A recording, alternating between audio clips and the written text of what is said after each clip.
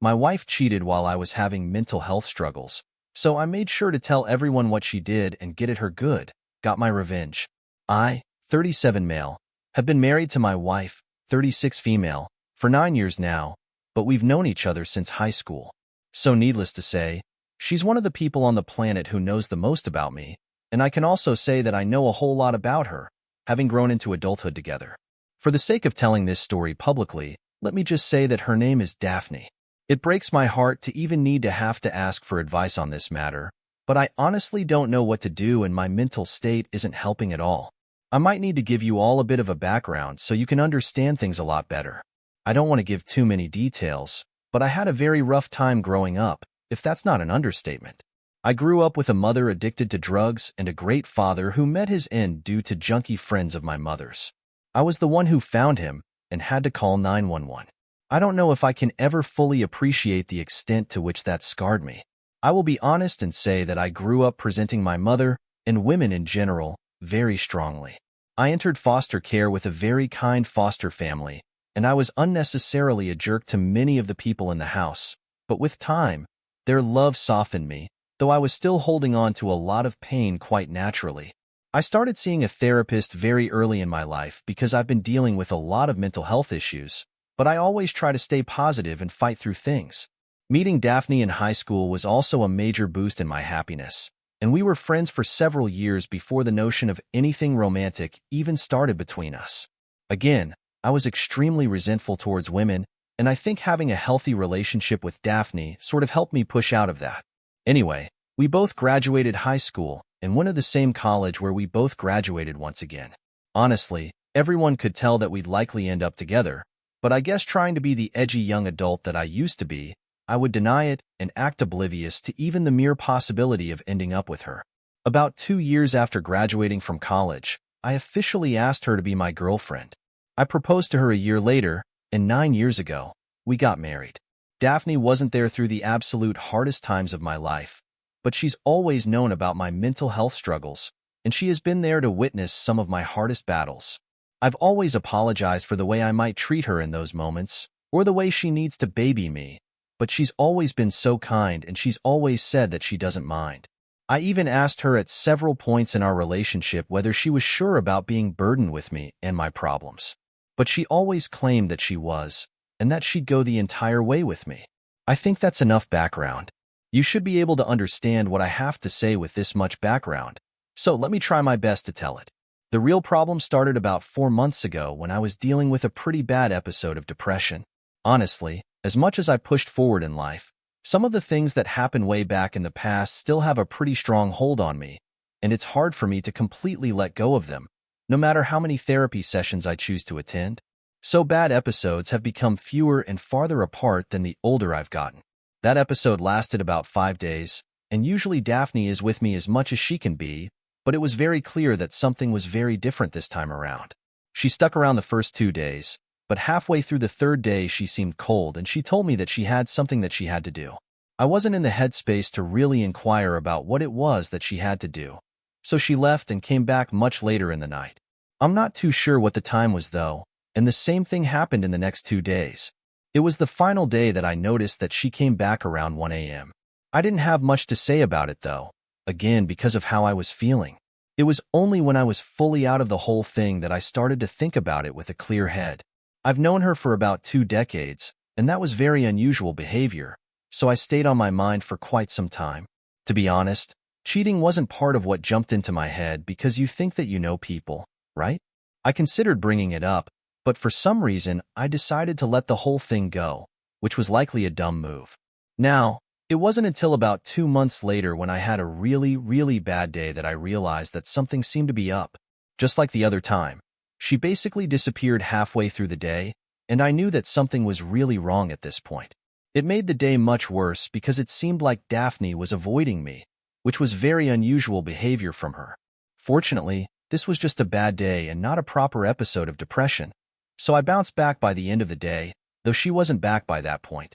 As soon as she stepped back into the house, I paused the game that I was playing, and I asked her where she had been.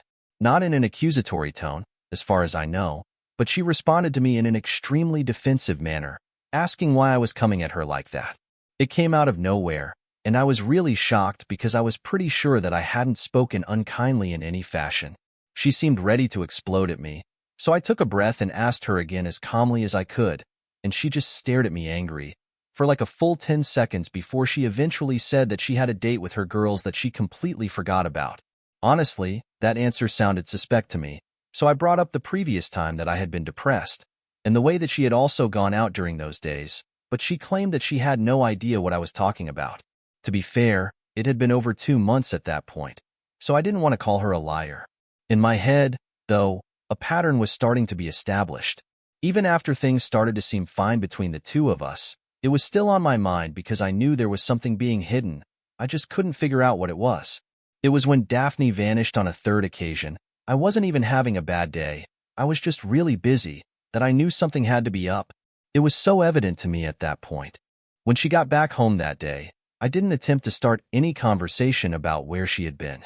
I just conversed normally about mundane things, and she didn't lash out or anything like she did the other time. I was hoping she might have volunteered where she was this time around, but she didn't say anything to that effect. I think it was precisely at that point that I knew I was going to have to find out where she was going on my own. I have always been a relatively tech-savvy person, and I know my way around an Android phone pretty well. As soon as my wife went into the shower without her phone, I went straight to Google Maps to check her location history that night. She went to a bar, and then to what seemed to be a residential address. I checked the previous time that she had disappeared like that, and it was pretty similar. She went to the same bar, but she ended up in a different house. I was taking pictures of all this with my phone, especially because I planned to do more research on the addresses she was heading to.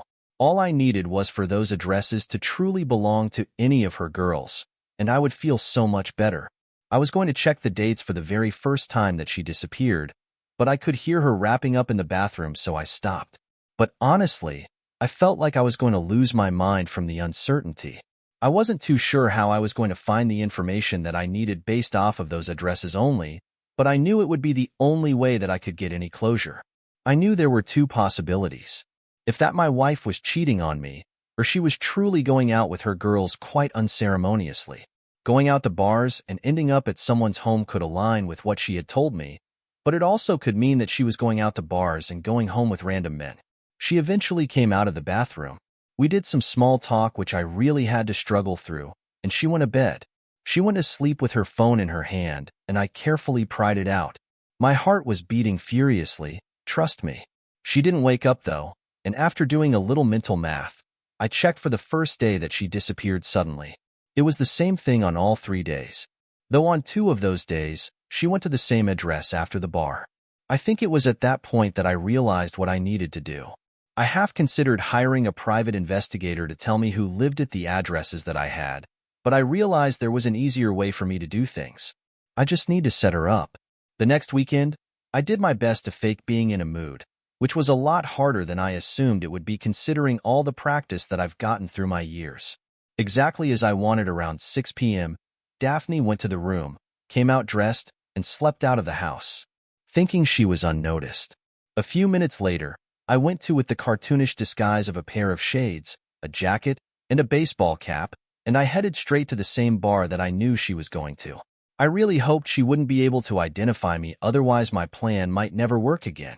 I walked into the bar, and it didn't take me long to spot her sitting at the bar. She was alone, but she had ordered a drink already. I remember hoping that her friends would eventually join her there.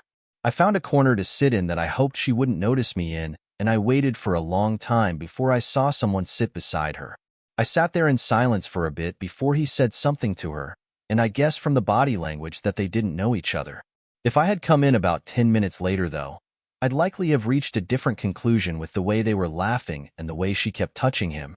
I really felt that I had seen enough at that point, but I used my self-control to wait and see how things were going to play out.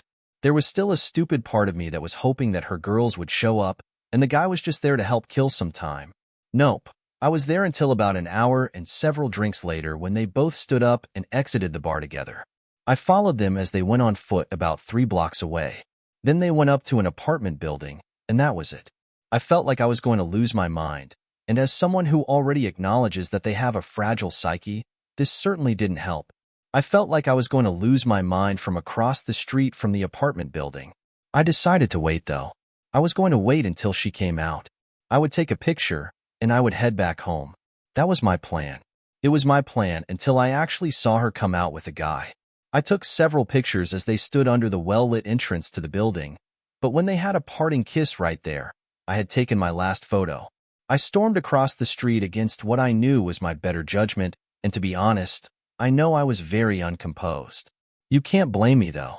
I can barely remember the things that I said, but I remember that I was shouting and yelling, asking her how she could do that to me, saying that I knew she was up to no good, and so on and so on.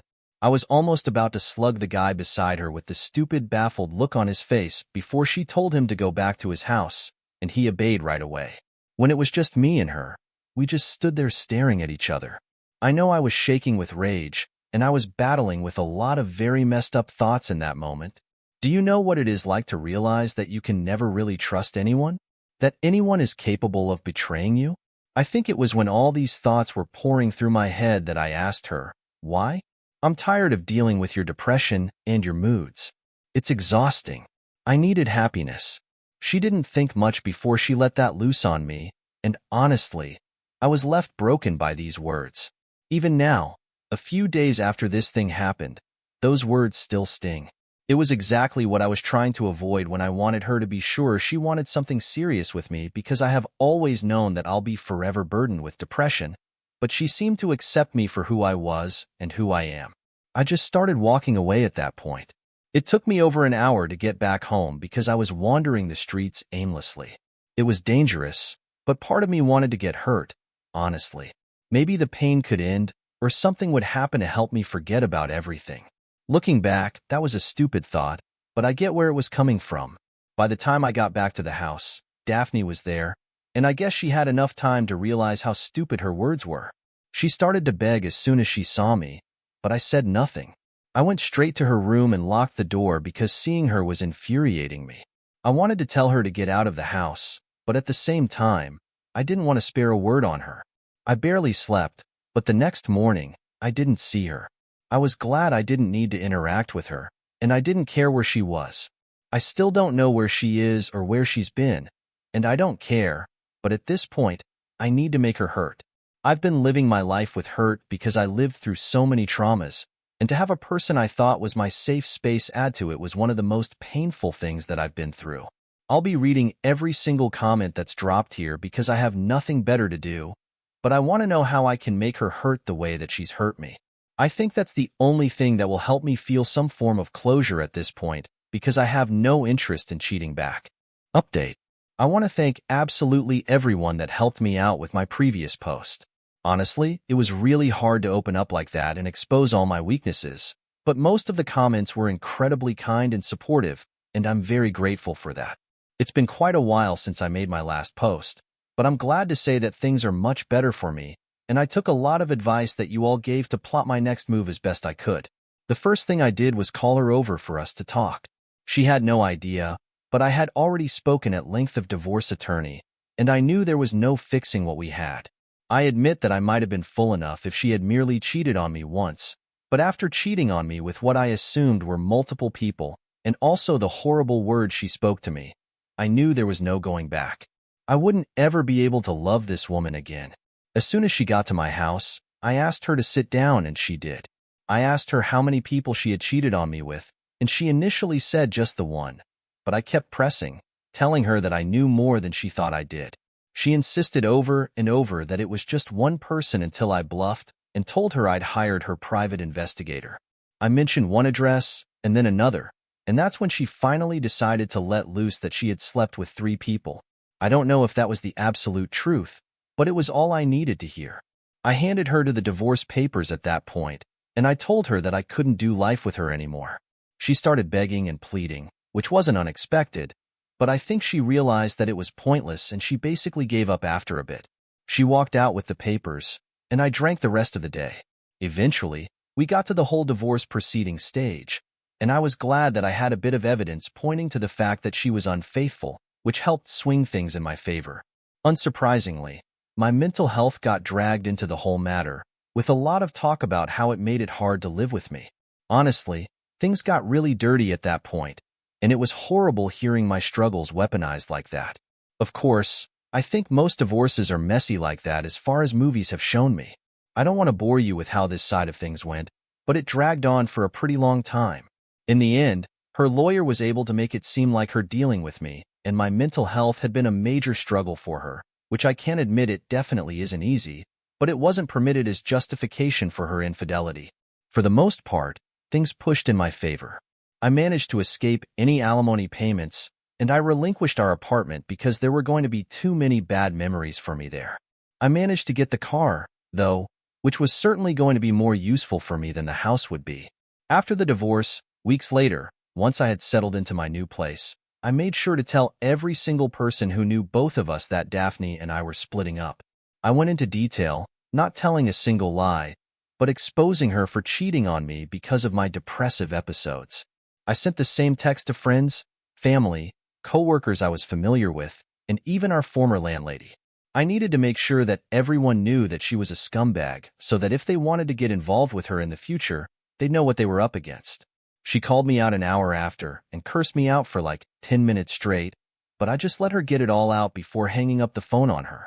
I haven't spoken to Daphne since she called me to yell at every expletive in the book, but a coworker replied to a message of mine saying that she's been having a hard time with gossip in the workplace, that maybe I'd consider recanting your statement to help her out. I left her on read. I don't think I'm going to do relationships anymore. There's too much fear in me now as the ways a woman can hurt me, and I'm not excited to discover a new one. Maybe I'll have fun on dating apps because the body has needs, but I don't think I'm going to have to laugh for anything serious anymore. I'm relatively old, I don't desire children, and maybe not having a woman in my life will bring simplicity, which is fine by me. Anyway, I hope those of you who choose to will find women you can trust and love forever, because I know that they're out there, but I'm just not willing to take the risk and find any of them myself.